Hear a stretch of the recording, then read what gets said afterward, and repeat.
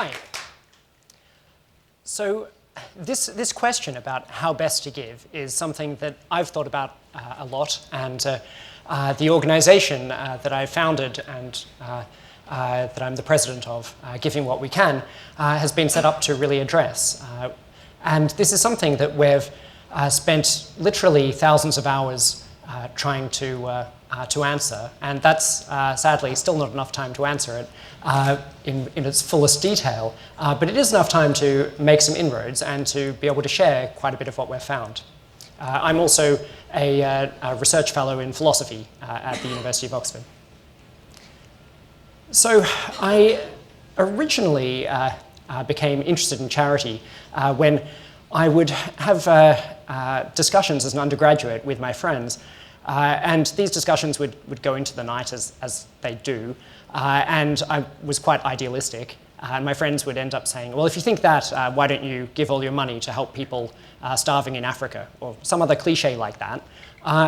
And this was obviously designed just to stop my line of conversation, but it was something that I started to think about a bit more seriously as to, actually, why shouldn't I do that? Why, if people are created equal and people in Africa or Asia or anywhere else are just as valuable as me and my family, then maybe I should spend quite a bit of my money in order to try to help people and to help them as much as possible. So I started to think about what's the most I could achieve if I really wanted to help improve the lives of as many people as I could. And I started to think about that and to divide up the different possibilities, as I have here, into what I could do with my voluntary work, what I could do with my career, what I could do through my personal relationships, and what I could do through donation. And as I thought about it more and started doing some research, I realized that one can achieve a very large amount through donation, even in my case, of just on an academic salary. It's possible to achieve a great deal, and it's not clear actually that I can beat that with these other categories. So I want to focus on this.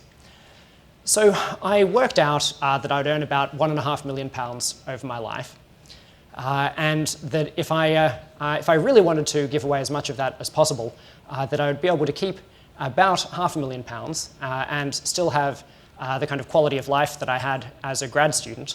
And this was actually pretty good. I have a wonderful wife, then my fiancée, and access to all of the best literature and poetry that the world has produced over thousands of years, as we all do, and the same with music and other things, and could walk around in beautiful places and talk to great friends and have conversations into the evening, all the things that really were important to me.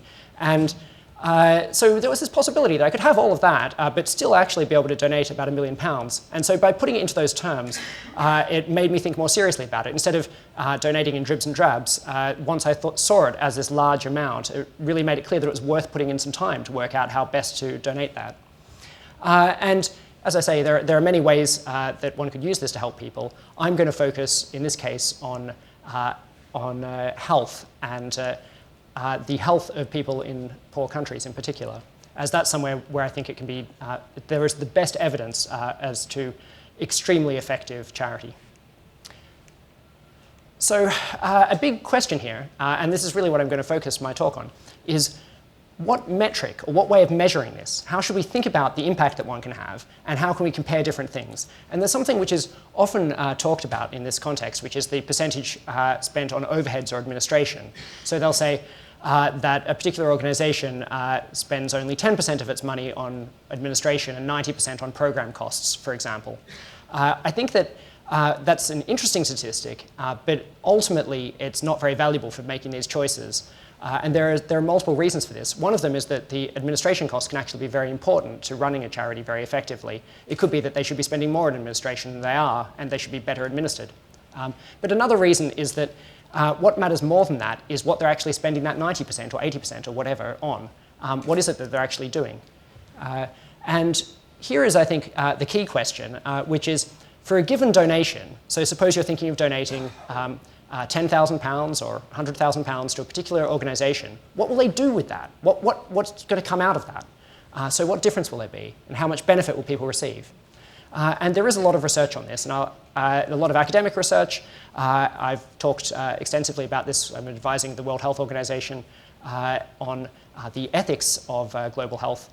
And it's something where a lot of that information, though, is in very academic language and so on, and needs to be kind of brought through to be explained as to how one can actually produce these benefits. I'll try to do a bit of that, although it might still be a bit academic, in which case I apologize in advance. So here's a simple example, though, to start off with. So it costs about $40,000 to provide a guide dog to someone. This is one way that we can try to combat blindness in a developed country. In contrast, it costs about $20 to completely cure someone of blindness caused by trachoma, and a similar amount actually for cataract blindness. So this is an interesting statistic because it means that for a given donation, let's say a $40,000 donation, that could either provide one guide dog to someone who's blind and help them get through their life, but they would still be blind, but they would have less disadvantage from that. Or you could completely cure 2,000 people of blindness.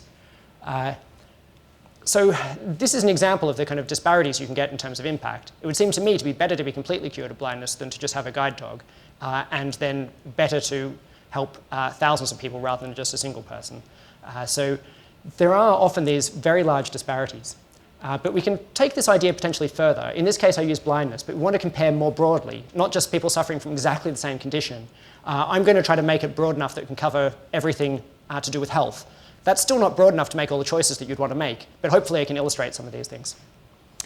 So one question you could ask is how many lives can you save?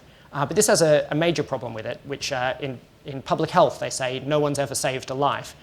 Because if you treat someone, say, for their heart attack and you get them to live through it, then lo and behold, 20 years later, they die of something. So what we really care about is extending lives.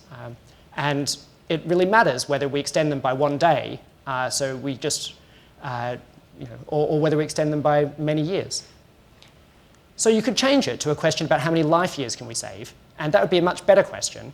But it still has this problem that there's still questions about the quality of that life.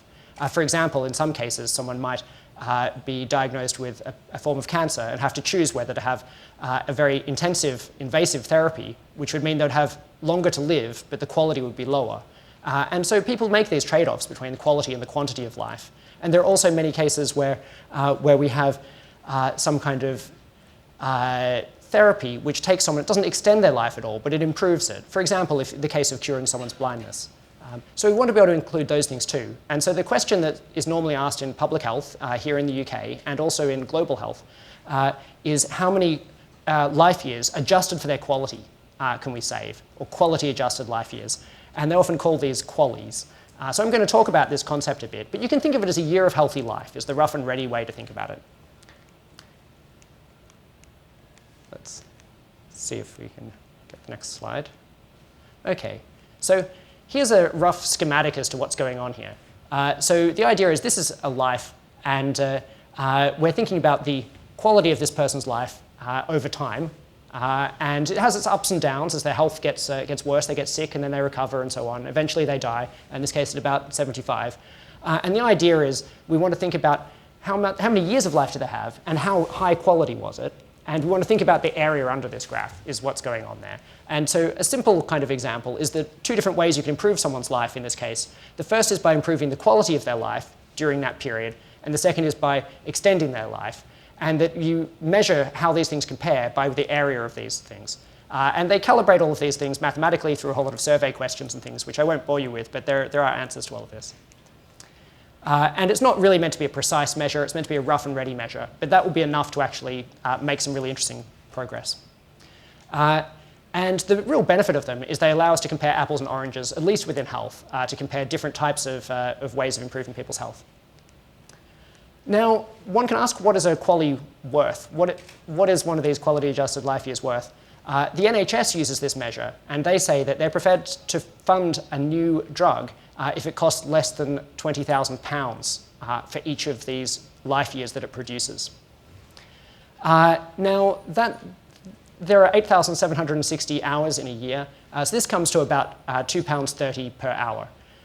So I think that's a pretty good deal for an hour of healthy life. If you compare going to the cinema or something for an hour, I think it's better to have an entire additional hour of healthy life than to just upgrade an hour to a cinema hour.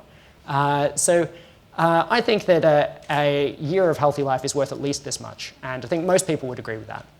And they'd be prepared to spend more than that for their own health. However, can we get a QALY for less than that if we donate to different organizations? What I'm going to look at here very quickly is curing or preventing HIV. So here are a couple of different ways of approaching this. The first is a surgical treatment for an AIDS-defining illness called Kaposi sarcoma, and the second is antiretroviral therapy. And these bars just represent how many of these years of healthy life can we achieve for £1,000 of donation. And you can see there's a very large discrepancy there. Also, I've included a barrier here, which is how effective it needs to be in order to be funded by the NHS. And you can see that even the first one actually is effective enough to be funded by the NHS, but the second one is vastly more effective than it needs to be. But it doesn't stop here. We can zoom out quite a long way and then compare prevention of transmission during pregnancy. The idea is to give drugs to the mother so that the child won't have HIV. And that's a very targeted intervention, preventative, and is much more cost effective again. If we zoom out further, we can compare this with distribution of condoms to prevent HIV spread, is much more effective again because it's so cheap. And then if we zoom out even more, and then this isn't within HIV, but this is an example of something that one of the most effective organizations we know of does, is distributing bed nets to help prevent malaria. And that's much more effective again. And so at least in the domain of charities working in global health, you get this kind of a distribution of effectiveness, where some things are vastly more effective than other things. And it's really worth bearing this in mind. In fact, here are a couple of facts about this. Health programs in developing countries can be a very good deal, and they can be 1,000 times more effective than spending marginal money on health is in the UK, because we've already got all of the easy wins here, but in many countries they don't yet. And 1,000 times more than is needed to be a good deal. So what I mean by this is they produce, for every £20,000, instead of producing just 1 year of life, they produce 1,000 years of healthy life. So they're 1,000 times more effective than those numbers we previously said were already a good deal. And also that our money's worth more than we might have thought, because in your wallets you'll each have more than enough to produce a year of healthy life to people living in poorer countries. But this is only if it's used on the best programs. It really matters which of those bars you're funding. And where to give ends up being incredibly important. Now, normally these facts are just thought of by policymakers, but they're important for everyone when it comes to donating money. And so I like to think, at least in my case, when I donate money, I'm trying to help people, and I'm trying to help them as much as possible. If there were two different options and someone said one of them helped people more, I would definitely choose that one, and I would go to quite a lot of lengths to do so. And so if I wanted to donate money to help fight AIDS, it really matters to me where I'm giving that money, as to whether I would be donating to an organization that's treating Kaposi sarcoma or an organization that is funding condom distribution, for example, which was 100 times more effective. And also, in that case, I might wonder why I was restricting things to HIV and AIDS in the first place. Why, if I'm trying to help people, why only help people from one particular illness? If there's some way I can help 10 times as many people, or help the same number of people by 10 times as much by switching to malaria, I don't really care what disease is causing this trouble, so long as I can stop it. So that's another kind of thought that I think this provokes. Thank you. As I said here, the differences are not something of 10% or 50% of effectiveness, but up to 100,000% more effective, and getting 100,000% more return for your money if you choose really wisely here. And if you pick two at random from this list of interventions we studied with more than 100, on average, the more effective is 100 times more effective than the less effective of those two. And so this, where you give can be even more important than if you give at all. And so I consider this for myself as to whether to spend £1.5 million on myself or to spend £500,000 on myself and donate £1 million. And I thought I would do the second of these. I would still have a great life, save at least 30,000 years of life, and I'm sure that you can do much more than this. But I've decided I want to go a bit further and not just think about what I was going to do, but to try to support other people in making a similar choice. So I set up an organization called Giving What We Can. And this is a community of people who feel strongly about poverty and really want to help people in need. And each member makes a pledge to donate at least 10% of their income until they retire to whichever organization they think can most effectively use it to help people in poverty. And they don't give the money through us, they just donate directly to wherever they think is effective. And they can ignore our advice if they want to. And we'd also advise them and advise others on where you can give most effectively and save people the thousands of hours of research time on this and instead just share our results and our reasoning. And there are two different aims we have. One of these aims is to get people to give more, and the other is to get people to give more effectively. And if you combine those together, then you can increase people's impact by more than a factor of 100 in a typical case. As we heard, we have more than 300 members at the moment and more than $100 million pledged. We just started about 3 years ago. And we have local chapters in many places.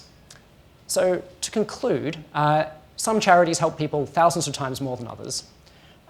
Where we give can actually be even more important than whether we give. The difference between that biggest bar and the smallest bar is a lot bigger than the difference between the smallest bar and nothing at all.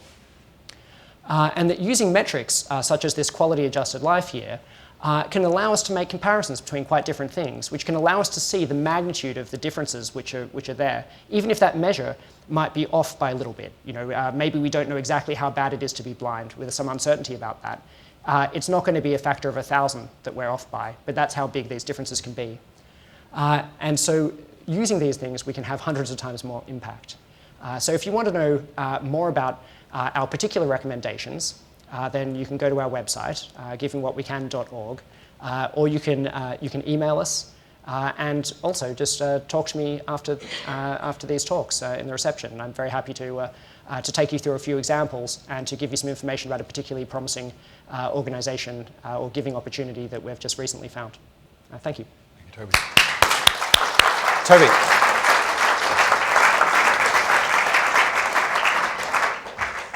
I have the privilege of being able to ask each speaker one quick question before they leave the stage. Toby, what about innovation? Where is there room in your model for people to try out new answers to intractable problems? Well, that's a great question. And that's something where there is actually a fantastic use of this same metric, the quality adjusted life year, in something called the global burden of disease, which looks at how much illness or how much ill health is caused by many different diseases. Now, it's difficult to use that directly, but Bill Gates has been a big consumer of that information because he's looked at how much ill health is caused by malaria versus tuberculosis and other things, and he's using that in order to work out how good it would be if a malaria vaccine were developed. So that then he can say, well, if a malaria vaccine were developed, it would create a new kind of bar on that graph, which would be very effective, and we'd be able to use that intervention many, many times to help the many millions of people suffering from it. And so ultimately, you think of innovation as creating new interventions there. It's difficult to know how effective that will be because you need to find out the track record of people of creating new successful stories. But it's definitely something that is great. And if people do innovate, then those of us who are using this type of information can benefit from it and start funding that new thing. Great, thank you very much. Thanks.